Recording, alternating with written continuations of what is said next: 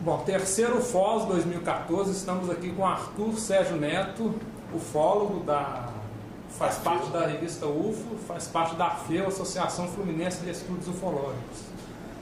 Ô Arthur, obrigado pela entrevista.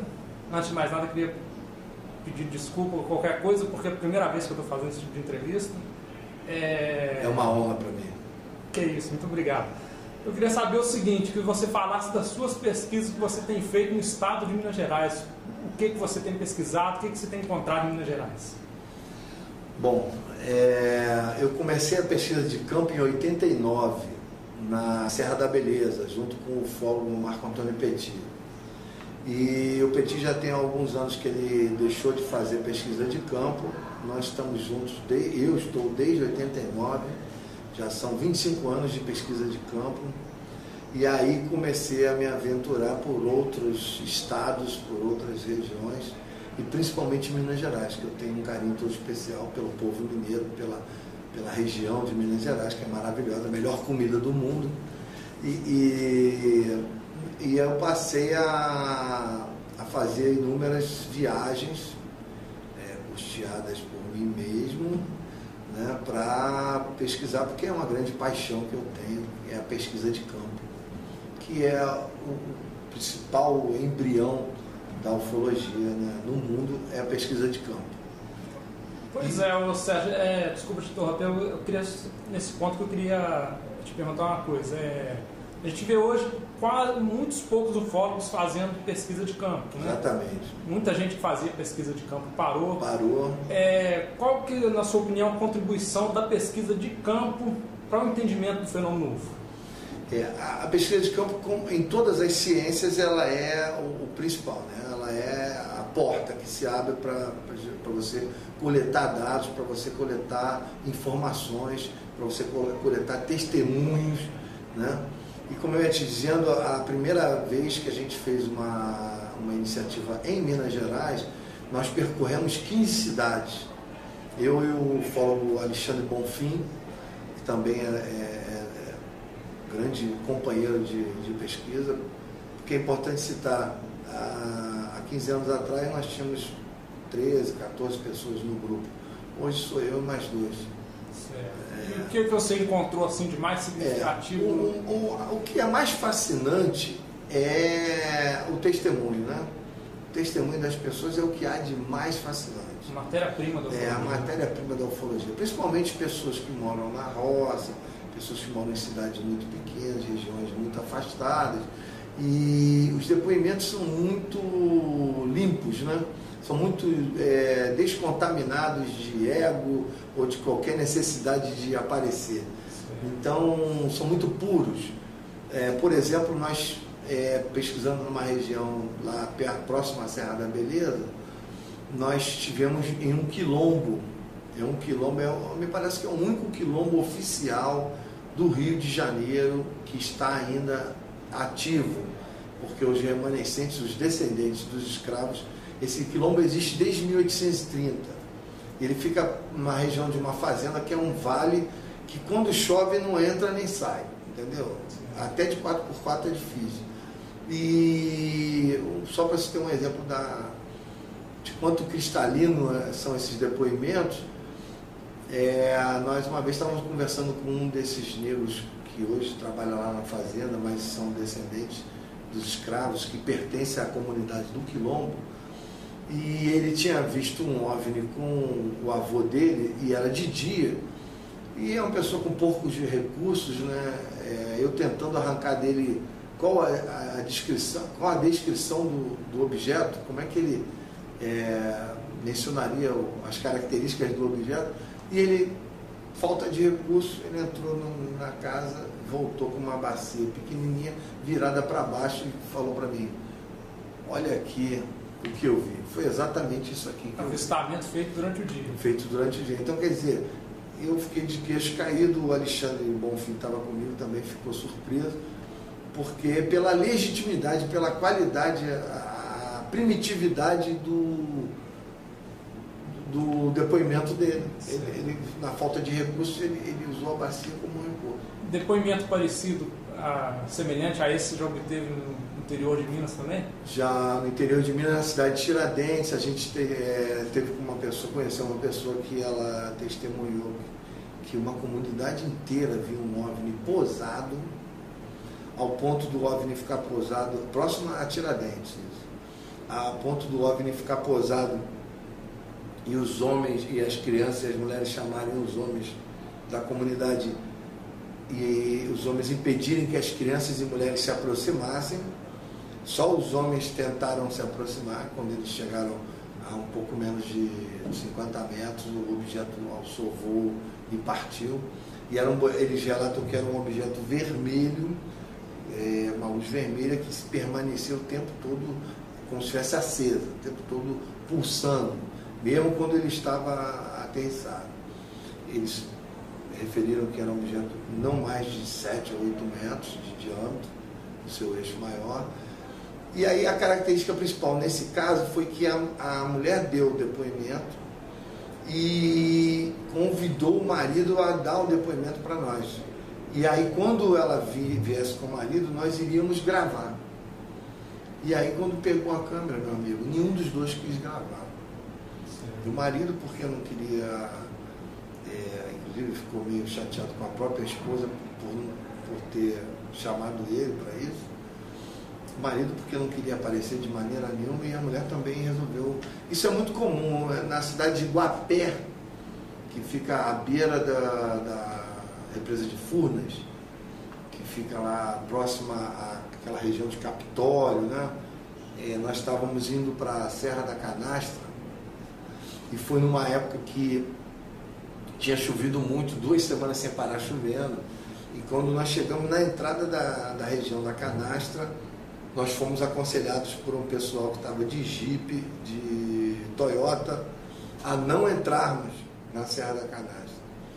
Porque se eles estavam com jipes, com carros de 4x4 e tiveram problemas, passaram sufoco, eu estava na época de Gol, um carro Gol, eu não ia conseguir passar. E aí nós resolvemos acatar a sugestão deles e não entramos. Aí nós retornamos, voltamos para Capitólio e nessa travessia a gente conheceu uma testemunha que relatou já ter visto algumas vezes, e quando eu falei em gravar, que eu peguei a câmera, a pessoa saiu correndo, literalmente saiu correndo, não quis nem mais ouvir. Eu comecei a rir pela reação dele, o cara sai correndo de repente. E você chegou a investigar algum caso de contato de terceiro grau, de avistamento de seres no interior de Minas ou na Serra da Beleza? Na Serra da Beleza a gente só ouviu testemunhos, né? De pessoas que já tinham visto seres fora da nave, mas a gente ouviu depoimento de terceiros. Sim. Não era o depoimento da própria testemunha, até porque ele já tinha falecido. E na região de Minas Gerais, seres fora da nave, basicamente não. Queria que você falasse mais um pouco. Muito avistamento. Nós tivemos no ano passado, só para concluir, nós tivemos na região de Santana do Pirapama, que fica no sopé da Serra do Cipó, perto da cidade de Baldim. Aí nós tivemos em Baldim, tivemos Santana do Pirapama, fomos hospedados numa fazenda da região, que passa o Rio das Velhas no meio dessa fazenda, uma fazenda de uma família muito rica, muito conhecida em Belo Horizonte, né?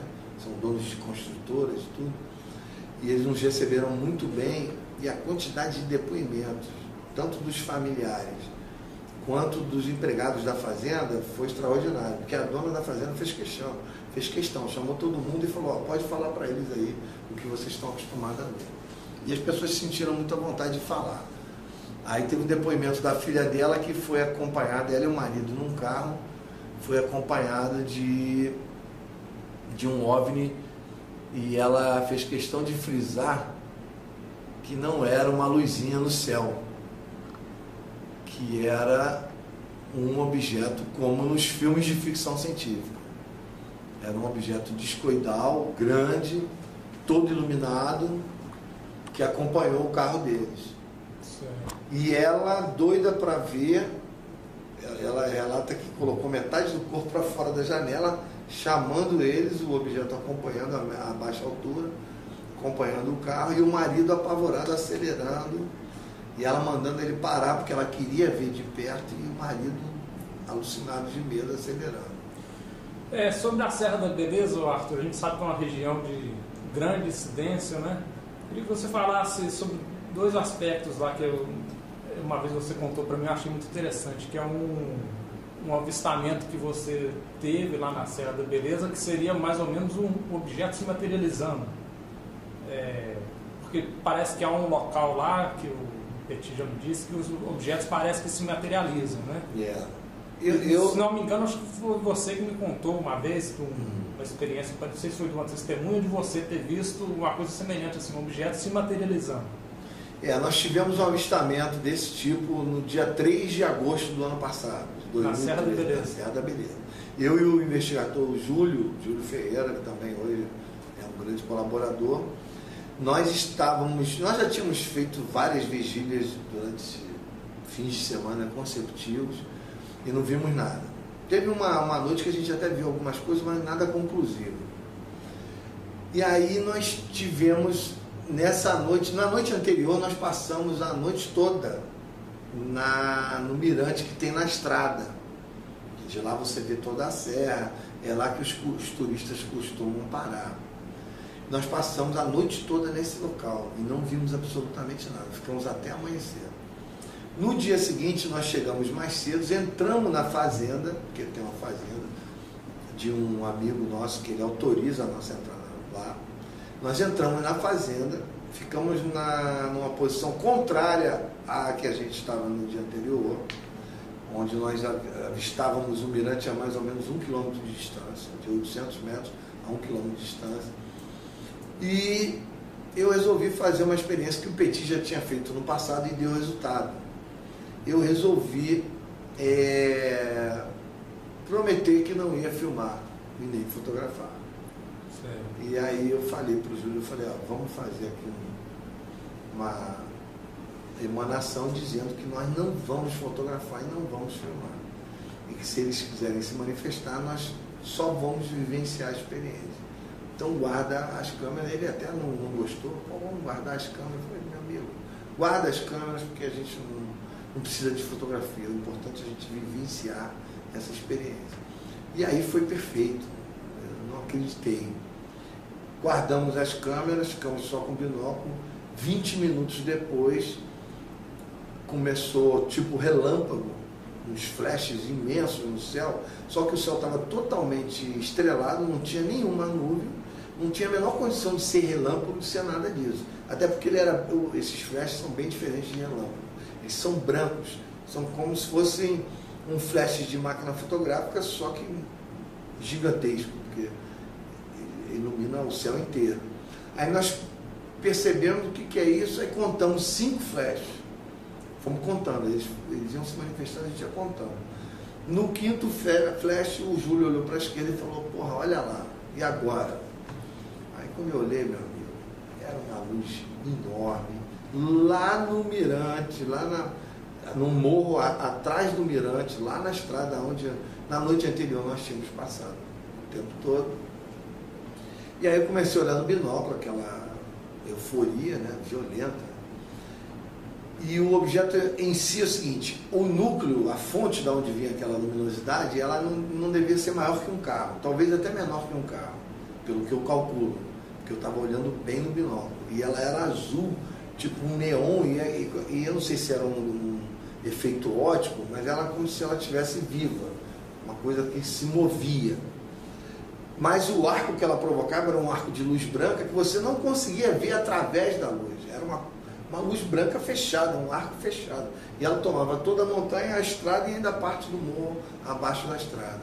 Nessa hora a gente ainda estava naquele momento de o que é isso? E aí veio um carro vindo da esquerda. E o carro ajudou a gente a confirmar. Porque aí nós tivemos ideia do tamanho, da posição, das dimensões daquele fenômeno. E eu falei pro Júlio, porque eu estava no binóculo, pela reação do carro, você interpreta a reação do motorista. Porque o carro vinha acelerando, quando ele se deparou com a luz, ele freou bruscamente, mas ele não parou, ele continuou passando. E aí ele passou embaixo da luz. Quando ele passou embaixo da luz, ele foi tomado pela luz. Ele quase que desapareceu embaixo daquela luz. Dava para ver as luzinhas vermelhas. E da parte de trás do carro, né, as lanternas do carro. E aí quando ele passou do perímetro da luz, ele acelerou bruscamente. E aí foi até engraçado, na hora eu ri, a minha reação foi rir. Tal foi o pavor que ele transmitiu com aquela aceleração, uma aceleração absurda. E aí nós confirmamos, e aí ficamos olhando, e aí o Júlio não se conteve. E ele falou, eu vou fotografar. Quando ele falou, vou fotografar, ele deu 2 passos, pegou a câmera. Quando ele pegou a câmera, a luz simplesmente apagou.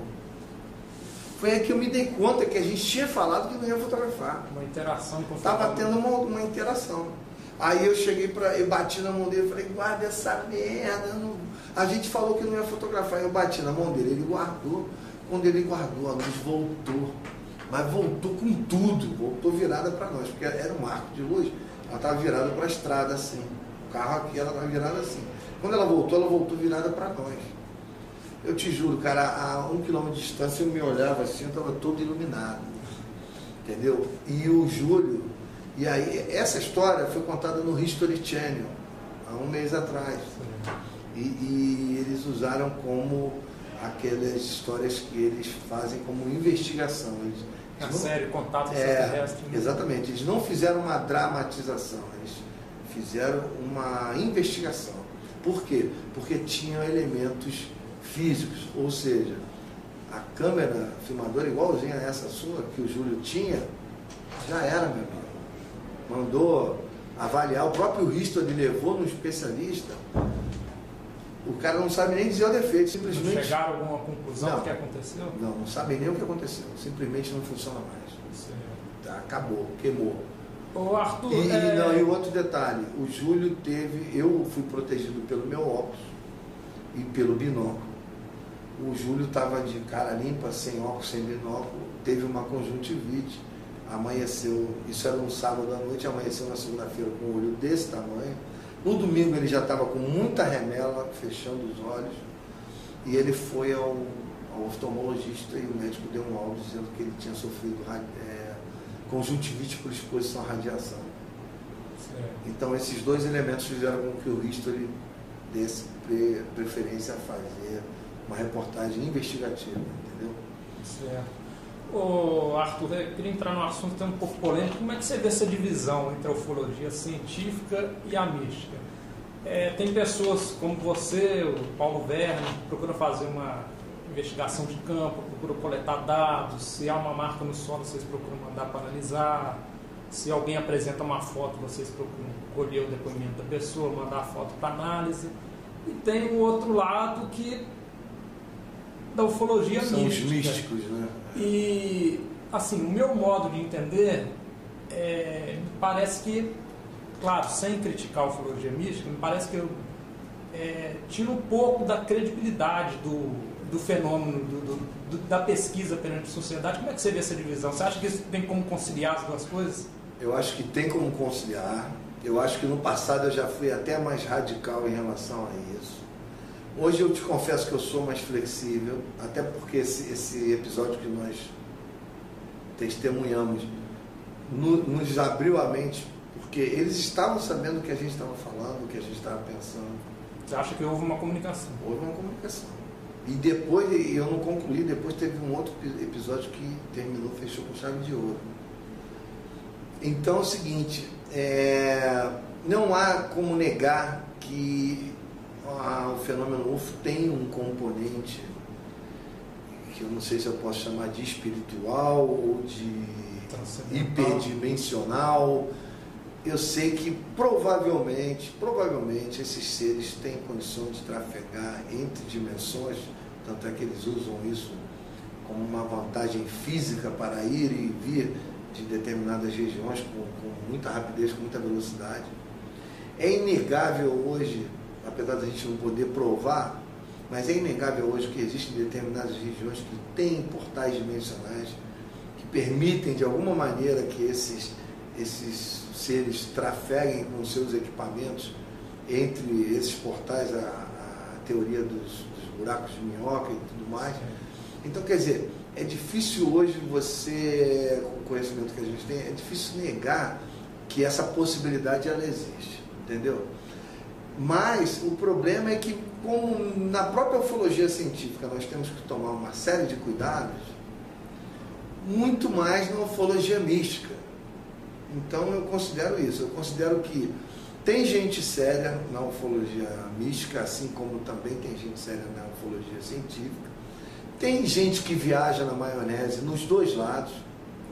E eu considero que se houver uma união das partes de maneira a fazer um trabalho sério, quando eu falo trabalho sério, não necessariamente de se provar alguma coisa, porque na ufologia, quando o pesquisador de verdade sabe que muito pouca coisa pode ser provada. A grande verdade é essa.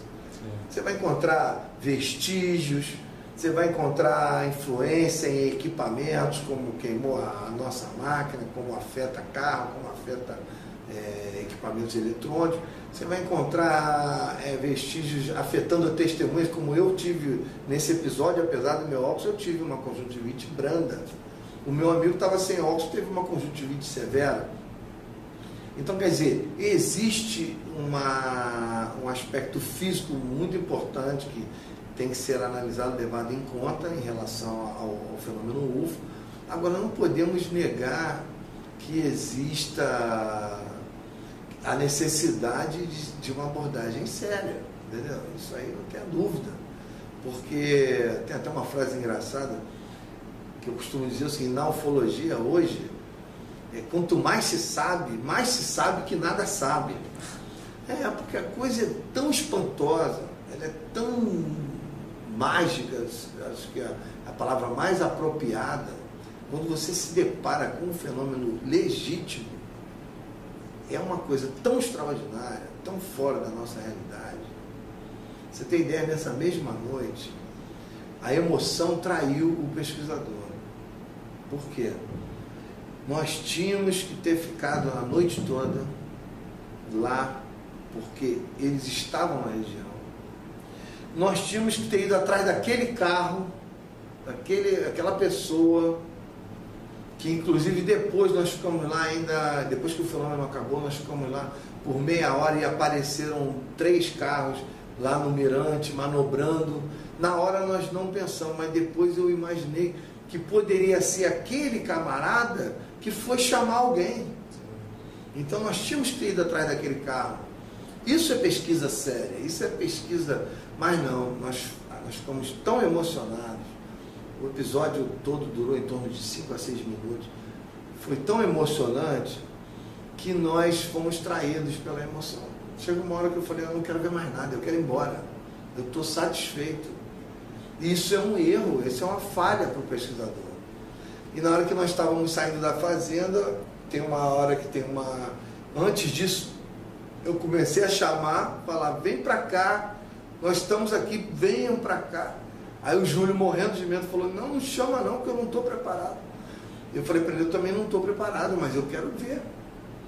E aí quando nós estávamos saindo da fazenda, que aí nós decidimos ir embora, nós estávamos saindo da fazenda, tem uma porteira, tem um bosque, a estrada passa no meio do bosque, e aí eu parei o carro para ele descer, abrir a porteira para eu passar. Quando eu fui passar, nós tomamos uma porrada, uma pancada na lateral do carona. O carro chegou a sair do chão, o carro só se alavancou, assim, mas uma pancada que é como se fosse um carro te abalroando pela tua lateral. Na hora, a primeira coisa que eu pensei foi, Arthur, você enfiou o carro no portão, enfiou o carro na porteira. Eu falei, acabei com a minha lateral. Algum animal bateu no carro? Aí depois eu pensei, será que nós não paramos em cima de um animal que estava ali deitado e a gente não viu?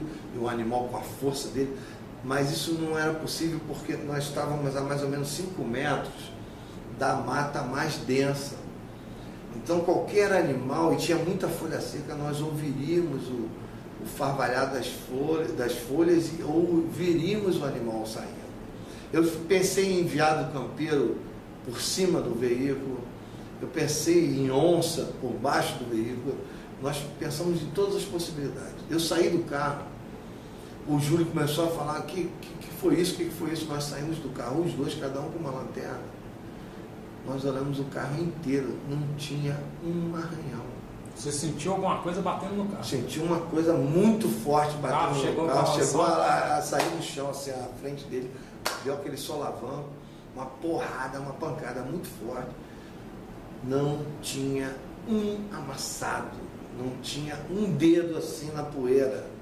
Cheguei no Rio, mandei levantar o carro para ver se tinha alguma coisa embaixo, não tinha um amassado, não tinha um vestígio de pelo, de absolutamente nada. Sim. Nós, no caminho para a cidade, nós paramos o carro 5 vezes, inconformados de aquilo tudo não ter sido deixado nenhum vestígio. Ô Arthur, quando a gente pesquisa regiões de incidência como a Serra da Beleza e outros locais, a gente constata que os avistamentos remontam a bastante tempo. Né? Exatamente. E ao redor do mundo, por exemplo, tem avistamentos muito antigos, remontam a centenas de anos.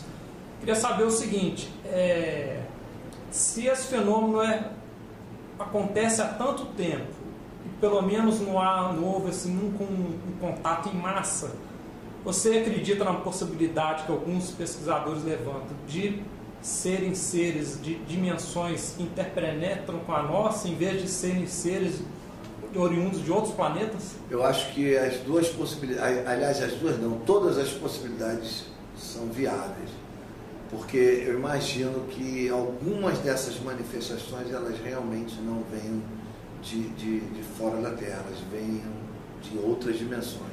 Da Serra da Beleza, você acha que seria essa explicação? Da Serra da Beleza, talvez não. Lá existe uma hipótese muito remota, mas quem sabe, de que existiriam bases subterrâneas na região, cuja o acesso seria dimensional, seria hiperdimensional. Essa é uma hipótese longínqua, mas que há de se admitir, porque o fenômeno se manifesta na região pelo menos há 80 anos, assim como outras regiões de Minas Gerais, que são riquíssimas no fenômeno. Então, quer dizer, eu acredito que essas civilizações, algumas delas pelo menos, elas estão tão avançadas, mas tão avançadas, que tudo é possível. Agora, eu acredito também que grande parte desses seres venham de instalações aqui mesmo no nosso planeta. Hoje é perfeitamente compreensível.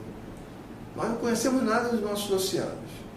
É dito aí pelos entendidos que nós conhecemos mais a Lua do que os nossos oceanos. Nós não conhecemos nada da crosta terrestre.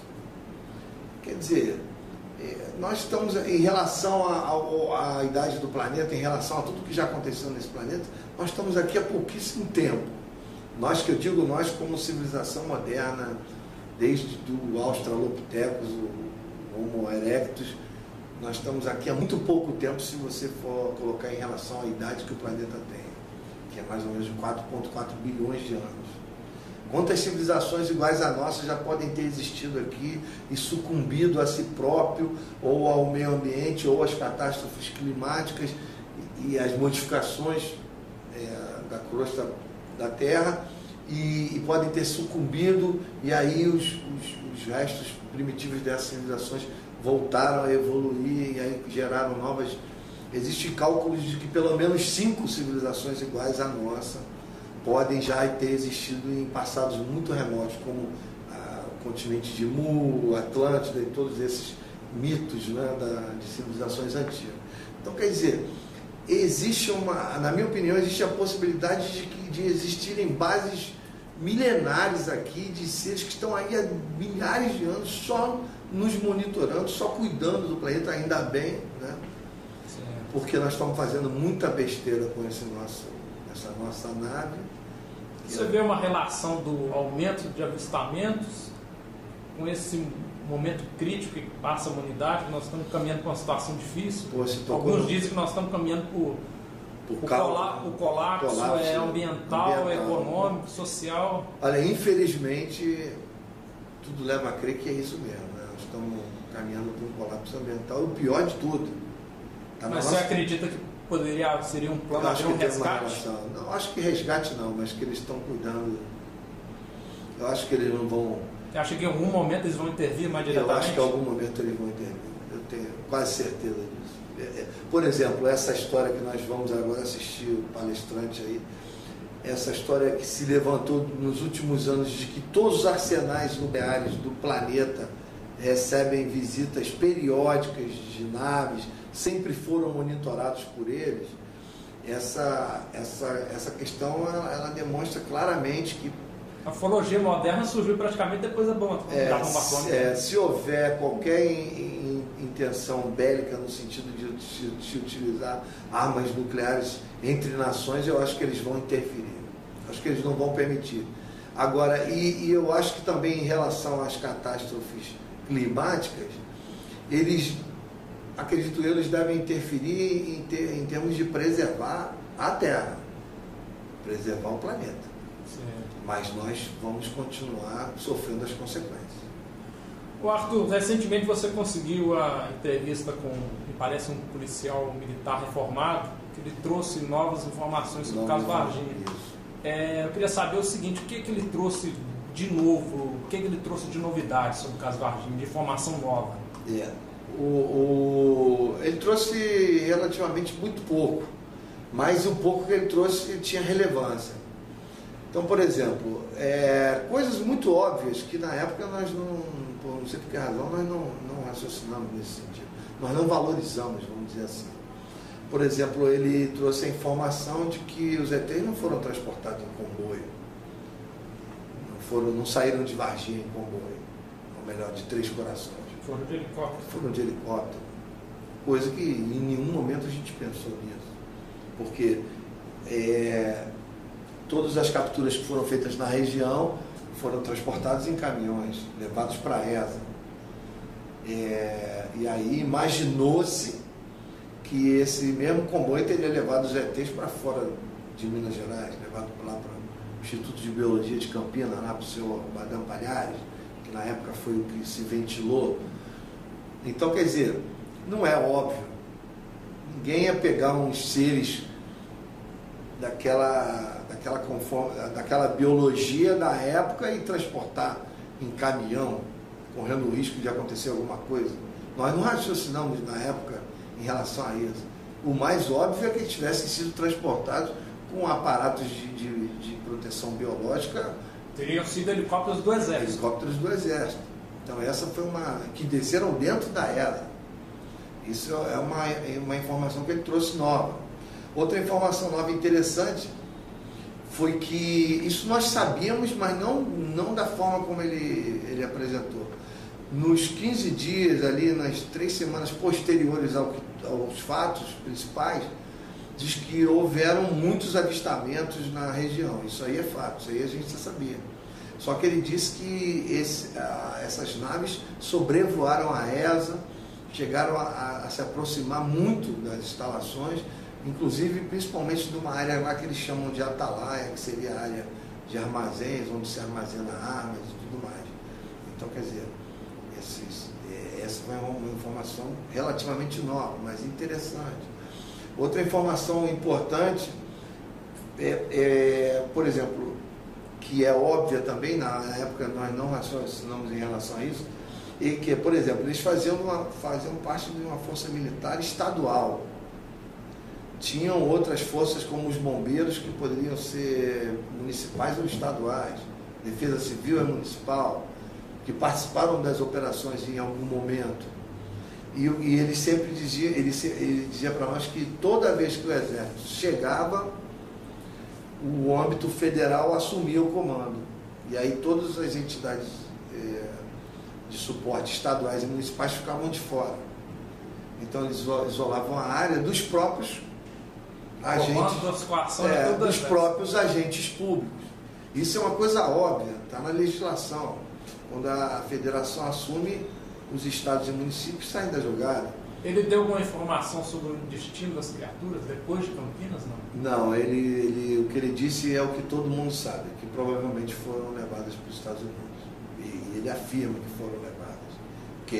Aí já estava no âmbito de boato, entre eles, entre os militares, entre as pessoas, os agentes. Na sua opinião, também foi levado? Na minha opinião, também foi levado, com certeza absoluta. Mas você acha que não ficou nada do Brasil, nenhum material? Acho que nada, acho que algum acordo foi feito. Os Estados Unidos é soberano nesse processo, nessa operação de rastrear e resgatar qualquer tipo de acidente relacionado ao fenômeno UFO. Eu acho que realmente eles levaram. Outra coisa que a gente não sabia, por exemplo, todo aquele bairro Jardim Adélia, aquele bosque ali do bairro Jardim Adélia, onde as criaturas foram capturadas, eles fazem, tem um trecho de 300 metros que faz fronteira com o zoológico. E teve avistamento de criaturas dentro do zoológico, teve morte de animais dentro do zoológico. Então, quer dizer, outra informação interessante.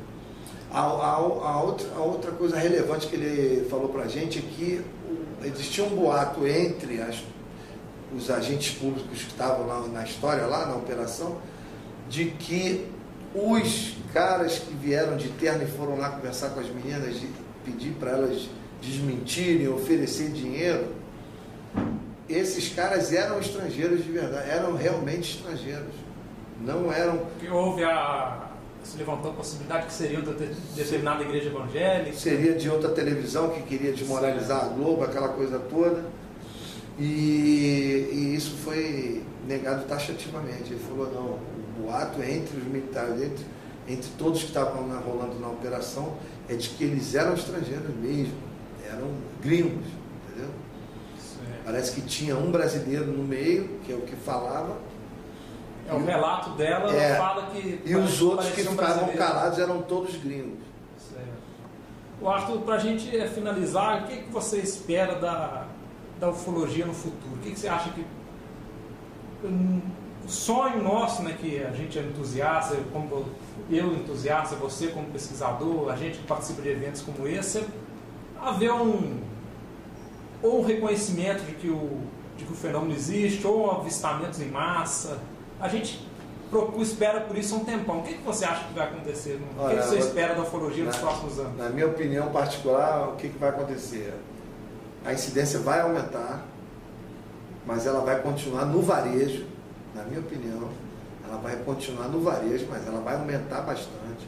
Muito mais pessoas vão ver o fenômeno, muito mais pessoas vão testemunhar o fenômeno. Eu acho que avistamento em massa pode até acontecer, mas acho que não vai acontecer, ainda não é agora a abertura. Na minha opinião, eu acho que a situação nossa está muito complicada ainda, nós não temos condição de receber essa informação. A grande verdade é essa. O nosso sonho... Estamos preparados. Nós não estamos preparados. Eu até nos incluo, nós pesquisadores. Porque você imagina, nós ainda estamos fazendo guerra por causa de crenças. Por causa de raça. Por causa de raças, por causa de crenças, nós estamos num verdadeiro caos social.